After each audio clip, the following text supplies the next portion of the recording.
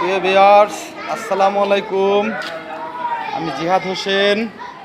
আপনারা দেখতে পাচ্ছেন কুরবানির পশু, একটা খাসি ছাগল দেখতে পাচ্ছেন।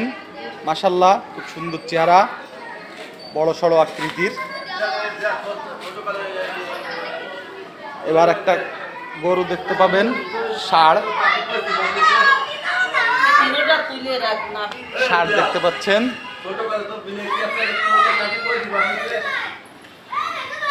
ষাঁড়টা সাদা কালো। কোরবানির পশু দেখতে পাচ্ছেন আপনারা। এরপর দেখেন, এটাকে কি বলা যায়, লাল পাহাড়।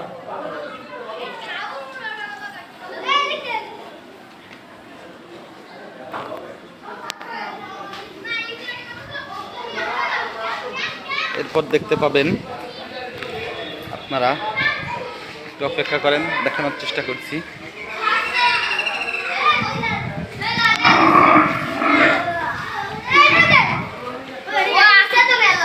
এটা হচ্ছে কালো গরু, কোরবানির গরু। এর আবার একটু রাগ বেশি, দেশি গরু তো, তাই একটু ভাব বেশি।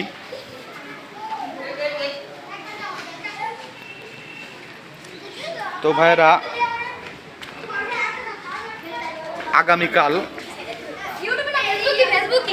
আগামীকাল পবিত্র ঈদুল আজহা, অর্থাৎ কোরবানির ঈদ।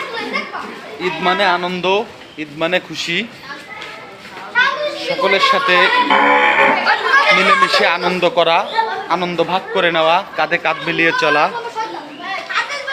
পবিত্র কুরবানির ঈদে আমরা সাধারণত পশু কুরবানি দিয়ে থাকি। পশু কুরবানি দেওয়ার অর্থ হচ্ছে এই নয় যে মানুষ একটা পশু কুরবানি দিল, শেষ হয়ে গেল। পশু কুরবানি দেওয়ার অর্থ হচ্ছে মানুষের মনের মাঝে যে পশুত্ব থাকে, এটাকে কোরবানি দিয়ে মানুষ সুন্দর, সুষ্ঠু, স্বাভাবিকভাবে জীবনযাপন করবে, সুন্দরভাবে ভাববে, সুন্দরভাবে বাঁচবে। মানুষের হিংসা বিদ্বেষ দূর করে মন থেকে মানুষ মনের পশুত্বটাকে কোরবানি দেওয়াই হচ্ছে কোরবানির মূল উদ্দেশ্য। পশু কোরবানি দেওয়াটা মনের উদ্দেশ্য বা মানুষের উদ্দেশ্য নয়। আপনারা দেখতে পাচ্ছেন পবিত্র কোরবানির ষাঁড়। আগামীকাল কোরবানির পশুগুলো কোরবানি দেওয়া হবে, যে পশুগুলো আপনাদেরকে দেখালাম। তো আমরা যেন আমাদের মনের পশুত্বটাকে কোরবানি দিতে পারি। শুধুমাত্র টাকা দিয়ে কিনে এই পশু কোরবানি দিচ্ছি তা নয়, মনের পশুত্বটাকে কোরবানি দেওয়াই হচ্ছে কোরবানির মূল উদ্দেশ্য, এবং আমরা সেটাই যেন দিতে পারি।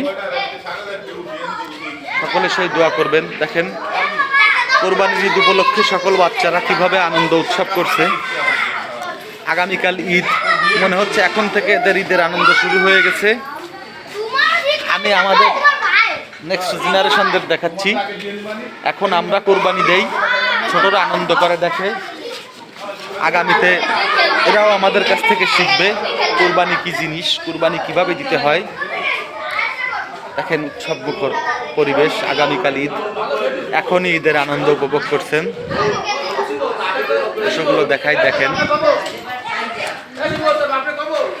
ইনশাআল্লাহ আগামীকাল ঈদুল আজহার দিনে এই পশুগুলো কোরবানি করা হবে। আমরা যেন ওই পশুগুলো কোরবানির সাথে সাথে আমাদের মনের পশুত্বকে কোরবানি দিতে পারি, সেই দোয়াই সকলে আমাদের জন্য করবেন।